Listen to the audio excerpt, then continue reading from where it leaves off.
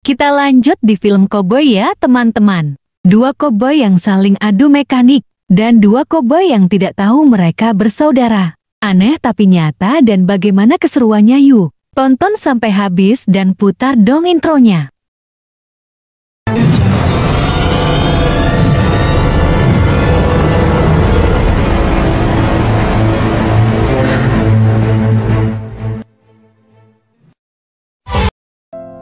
Siang hari di suatu rumah sederhana di tengah gurun.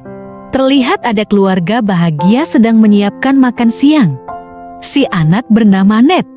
Pas baru mau doa makan, tiba-tiba terdengar suara ketukan pintu. Waktu pintu dibuka seketika, wajah ayah Ned pucat ketakutan. Ternyata yang datang adalah koboi perampok tersadis di Texas. Dengan santai, ketua koboi perampok bernama Rufus itu lalu duduk di meja makan, kemudian menodongkan pistolnya ke arah Ned dan ibunya. Dari belakang, salah satu anak buah Rufus yang memiliki tato kalajengking di tangannya memegang Ned. Sang ayah di situ terus memohon agar keluarganya dilepaskan. Namun tanpa rasa kasihan sedikit pun, Rufus langsung membunuh ayah dan ibu Ned di depan kedua matanya.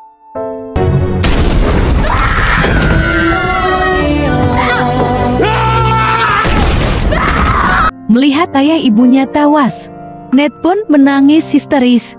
Kini hanya tinggal Ned. Perlahan-lahan Rufus mengeluarkan pisau, membuat tanda salib di dahi Ned, kemudian pergi begitu aja, meninggalkan bocah polos itu sendirian bersama mayat kedua orang tuanya. Puluhan tahun berlalu, suatu hari, anak buah Rufus bertato kalajengking ingin berdoa ke gereja. Di dalam dia bertemu seorang koboi sedang duduk di altar. Waktu disapa, sambil tersenyum, koboi itu berkata kalau hari ini dia sangat senang dan bersyukur. Akhirnya Tuhan mengabulkan doanya. Sudah lama sekali dia pergi berkelana, mencari keberadaan pria di hadapannya. Sekarang pria bertato kalajengking. Si koboi lalu menunjukkan luka tanda salib di dahinya. Ternyata koboi tersebut adalah Ned yang kini telah tumbuh dewasa. Sama seperti dulu, tanpa rasa kasihan sedikit pun, Ned langsung menembak anak buah Rufus itu hingga tewas. Di sisi lain, di atas perbukitan, anggota geng Ned bernama Pickett sedang mengintai perampok yang baru aja merampok. Jadi Ned ini membuat suatu geng koboi untuk merampok balik para perampok. Ketika komplotan perampok itu mendekat, Pickett menembaki mereka satu persatu. Saat tersisa 3 perampok lagi, teman Pickett bernama Jim datang membantu hingga tinggal tersisa 1. Perampok tersebut bilang kalau komplotan perampok ini adalah komplotannya Rufus. Siapapun orang yang berani mengganggu, itu sama aja seperti menggali kuburannya sendiri. Mendengar nama Rufus, Pickett memutuskan membawa perampok itu ke markas. Malam hari di bar, waktu Ned dan pacarnya yang bernama Mary sedang mesra-mesraan, Pickett datang lalu memberitahu kalau dia berhasil menangkap anak buah Rufus di gudang. Ketika bertemu, tanpa basa-basi, Ned langsung bertanya di mana keberadaan Rufus sekarang.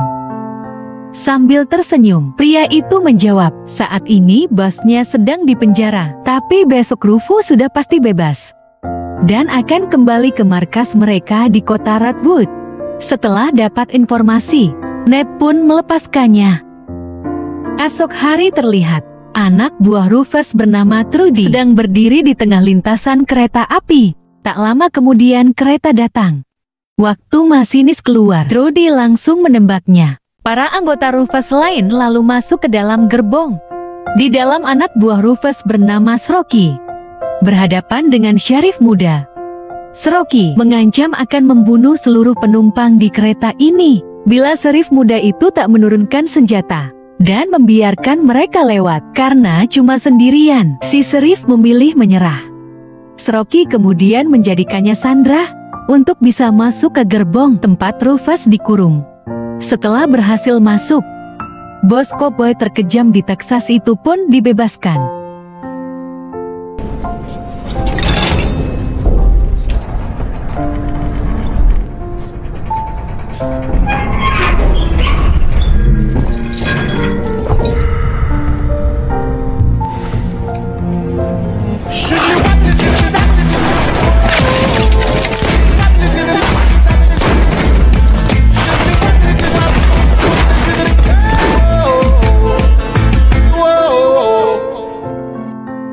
Rufus dan komplotannya kemudian pergi ke markas mereka di kota Redwood. Kota Redwood ini dulunya dibangun oleh Rufus menggunakan uang hasil rampokan. Semenjak Rufus di penjara, dia menyerahkan kepemimpinan kota sementara pada anggotanya yang bernama Willie. Waktu Rufus ke bank untuk mengambil uang hasil rampokan anak buahnya, kemarin staf bank memberitahu kalau anak buah Rufus baru aja dirampok koboi-koboi misterius. Dan sekarang di bank ini sudah tak ada uang sama sekali. Rufus di situ bingung, bagaimana bisa tak ada uang? Padahal sebelum di penjara dia menyimpan uang $25.000 di sini. Rufus yang sadar, ini semua pasti ulah. Willie pun bergegas menemuinya. Saat bertemu dengan Songong, Willie menjelaskan bahwa seluruh uang Rufus sudah dia habiskan.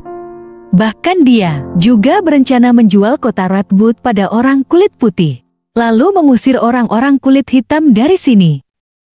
Mendengar rencana pengkhianatan mantan anak buahnya itu, Rufus kesal, kemudian menantang Willie Bowen 1 versus 1. Pakai tangan kosong.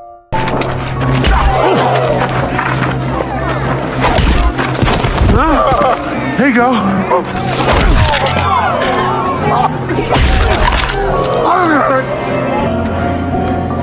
Willie kalah.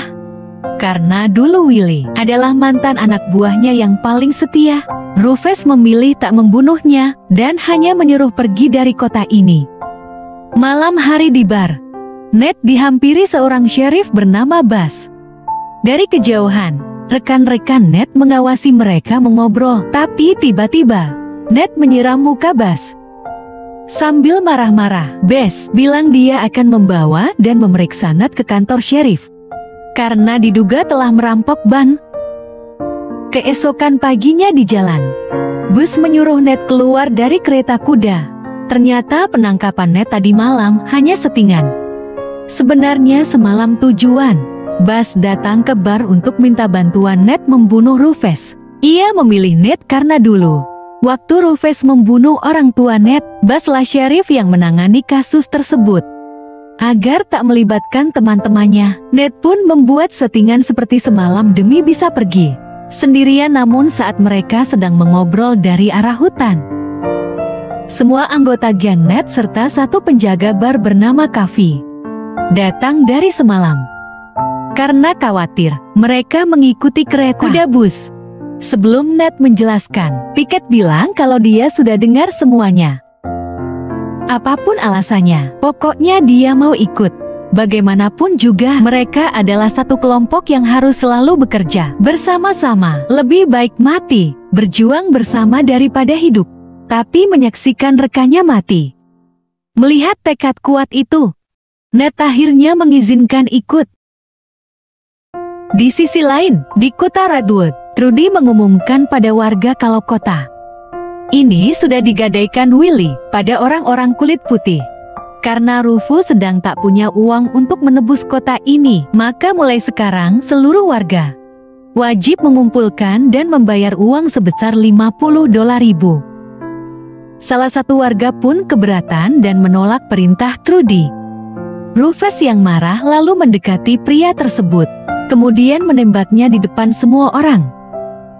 Dengan santai, Rufus berkata, dia tak peduli bagaimanapun caranya. Pokoknya dalam waktu 3 hari dari sekarang, uang $50.000 itu harus segera diserahkan, atau keluarga mereka akan mati. Sementara itu, di dalam hutan, Willie dihadang geng Ned. Buzz yang tahu Willie adalah wali kota Redwood mencoba menggali informasi tentang Rufus. Willie di situ menasehati agar jangan ke kota Redwood dengan tangan kosong. Karena saat ini Rufus sedang butuh banyak uang untuk menyelamatkan kota. Jadi lebih baik, salah satu anggota Ned menyamar, pura-pura ingin membeli bar untuk mengalihkan perhatian, lalu memberi kode agar yang lain bisa menyusup masuk. Mendengar rencana barusan, Ned mengajak Willie bekerja sama. Malamnya sesuai rencana, Mary pergi ke kota Redwood untuk mengalihkan perhatian, tapi saat bernegosiasi dengan Rufus, Mary malah keceplosan bilang tentang anak buah Rufus yang dirampok beberapa hari lalu. Rufus di situ merasa aneh kenapa Mary bisa tahu, padahal kabar perampokan komplotannya itu belum tersebar luas. Rufus yang tahu Mary pasti salah satu perampoknya, pun terus mendesak dan memancing agar Mary mengakui perbuatannya. Tiba-tiba dari samping, Trudy memukul kepala Mary. Esok hari ketika matahari mulai terbenam, Ned khawatir kenapa Mary belum juga kembali. Ia pun memutuskan menyusulnya. Di kota Redwood, melihat kedatangan Ned, Trudy berkata, dia sudah tahu geng Ned lah yang merampok anak buah Rufus beberapa hari lalu. Jika Ned ingin Mary selamat, maka dia harus mengembalikan seluruh uang Rufus besok, ditambah denda $10.000. Rudy tak peduli bagaimana cara Ned dapat uang. Bila sampai besok uang tersebut tak dibawa, maka Mary akan langsung dibunuh. Keesokan paginya, di hutan geng Ned mulai menyusun rencana. Ned mengatakan hanya ada satu cara untuk mendapatkan uang sebesar itu, yaitu dengan merampok bank. Selama ini gangnya sudah punya banyak pengalaman merampok. Jadi mereka pasti bisa dengan mudah menyelesaikan misi perampokan ini. Ned kemudian memberikan Kavi sebuah bungkusan berisi pakaian wanita. Cewek tomboy itu harus dandan jadi cewek feminim, lalu pergi ke bank bersama Ned, pura-pura ingin membuat rekening baru. Setelah persiapan selesai, rencana pun dimulai. Sesampainya di bank, Kavi berhasil masuk tanpa dicurigai. Di dalam, Kavi bilang pada pegawai bank kalau dia mau merampok. Bukannya takut, si pegawai bank malah ketawa nganggap Kavi cuma bercanda.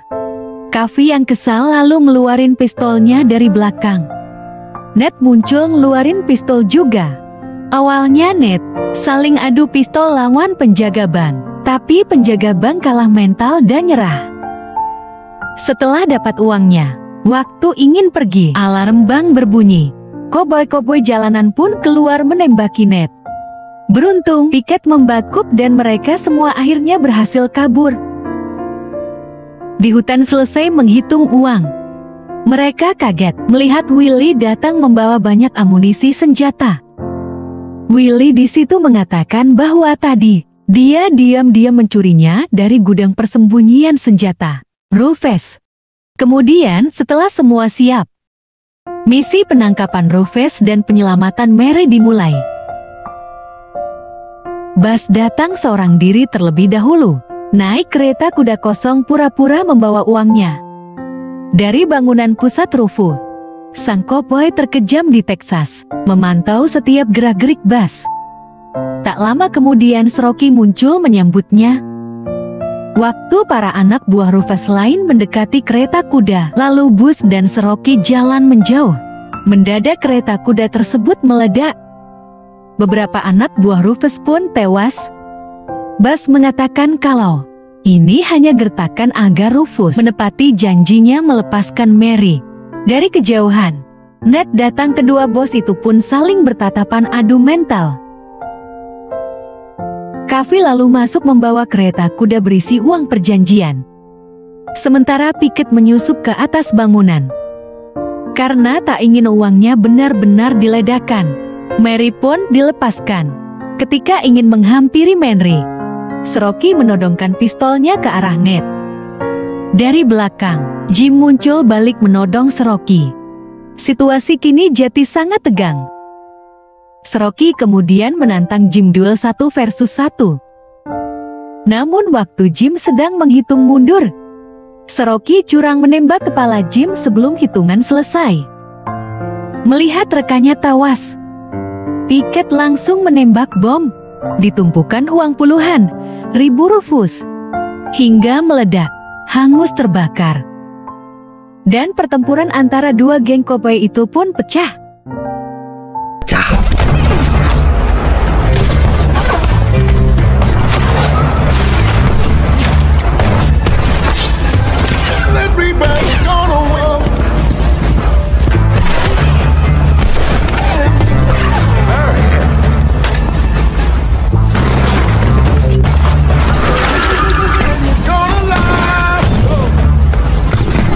Di tengah baku tembak, Mary mengejar Trudy yang kabur sampai masuk ke suatu bangunan. Setelah bertemu, Trudy menantang Mary Bawon.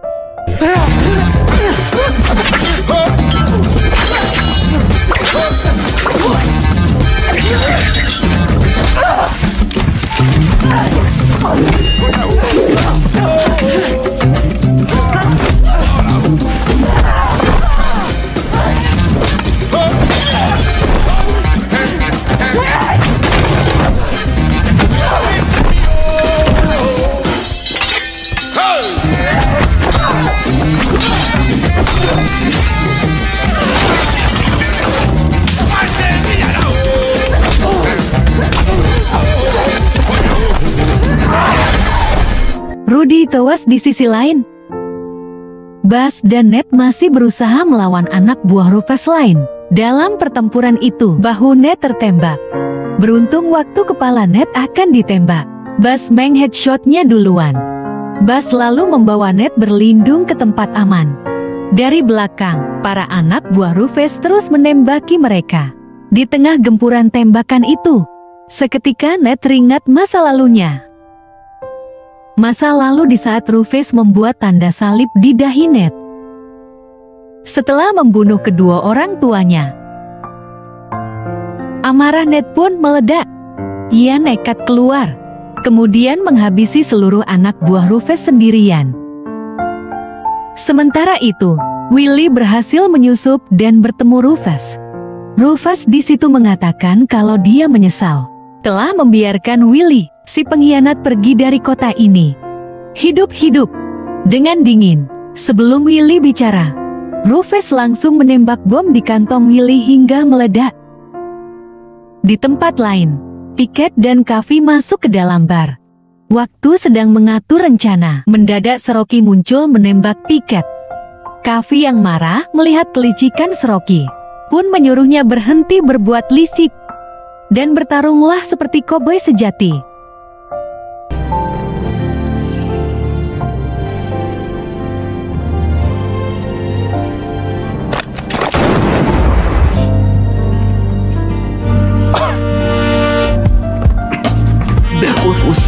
Seroki tewas. Kini hanya tinggal tersisa bos terakhir, yaitu Rufus. Ned memilih pergi menemui Rufus sendirian untuk balas dendam.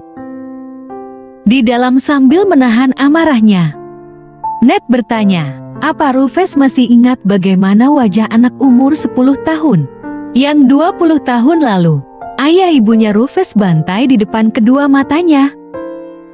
Namun anehnya, Rufus justru bilang kalau dia iri. Dia iri kenapa ayah Ned sangat baik sedangkan ayahnya jahat. Rufus cerita, dulu waktu dia masih kecil, ayahnya selalu menyiksanya habis-habisan. Hingga suatu hari, ketika ayah Rufus sedang mabuk dan akan menghajarnya, sang ibu datang berusaha melindungi Rufus kecil. Tanpa rasa kasihan sedikit pun, ayah Rufus langsung menembak mati sang ibu, lalu kabur membawa semua harta di rumah, meninggalkan Rufus kecil sendirian bersama mayat ibunya.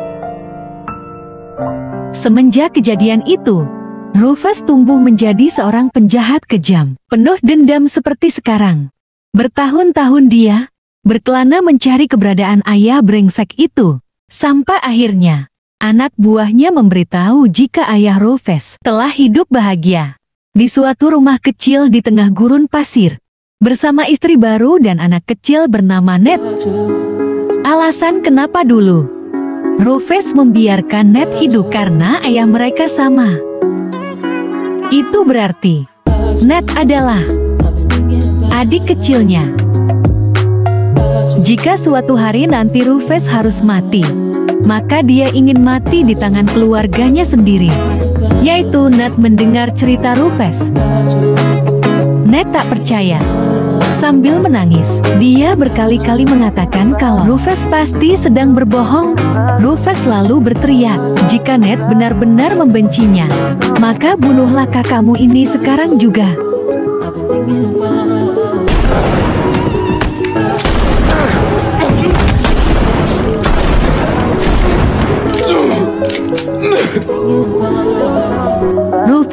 di tangan adiknya sendiri.